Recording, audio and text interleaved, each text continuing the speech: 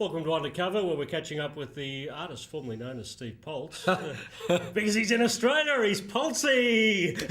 Hey! You've been having a lot of fun since you've been down here, haven't you? Oh man, all you have to do is go to my website and you'll see the videos we keep making. Yeah. I've had a blast. Yeah, some crazy videos up there.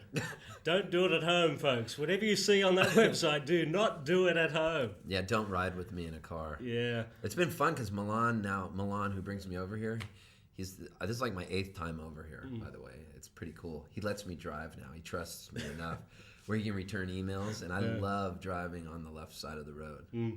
Everything seems so wrong to me. And it's taken me a couple weeks now to finally trust looking in the rearview mirror. It was enough just to drive on that side of the car, but to actually look up, I'm starting to feel normal. You know? Yeah. Well, I've been learning a lot about you in the last couple of days. For instance, you've eaten crocodile pie. Yeah, what happened was I'm on tour with Bob Evans, and his tour manager, another Bob, told us to stop in Fredericton at Fredo Pies for crocodile pie, and he thought it was going to be a big joke because he says it tastes awful. But I think it tastes like a leather shoe, so I was into it. Wow.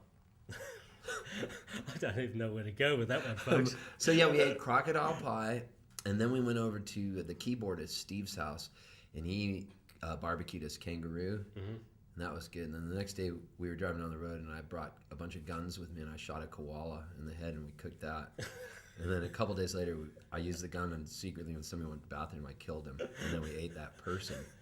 So it's been good. Yes, the Adventures of Steve Poltz, up at the website. And you've been driving like a lunatic around Queensland. Like crazy. Yeah. From Queensland, we were in Tasmania. But we have been mostly driving like a lunatic around Queensland, and we also did play Sydney, so we were in New South Wales, and we did play Victoria with Bob Evans, and I've had a blast. I love Kevin Mitchell. Yeah.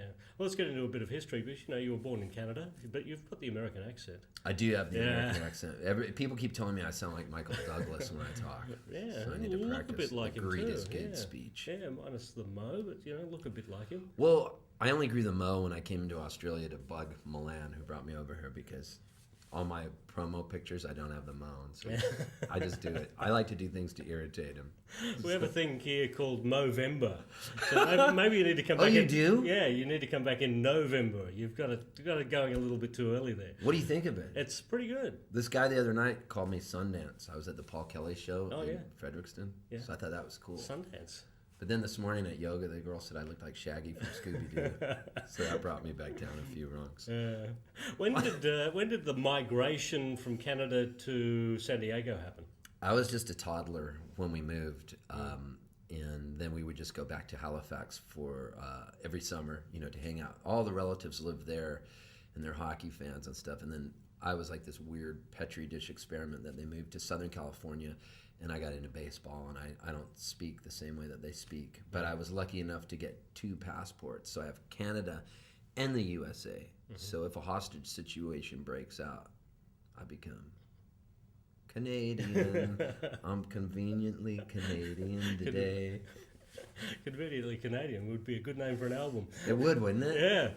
So, yeah, it's pretty cool because I have the Canadian birthright, the Canadian passport, and they have these laws where they only play Canadian-born artists on their radio and videos. So I completely act like a Canadian when I'm up there, and then when I leave, I spit on the ground. I'm like, puh, and I become an American.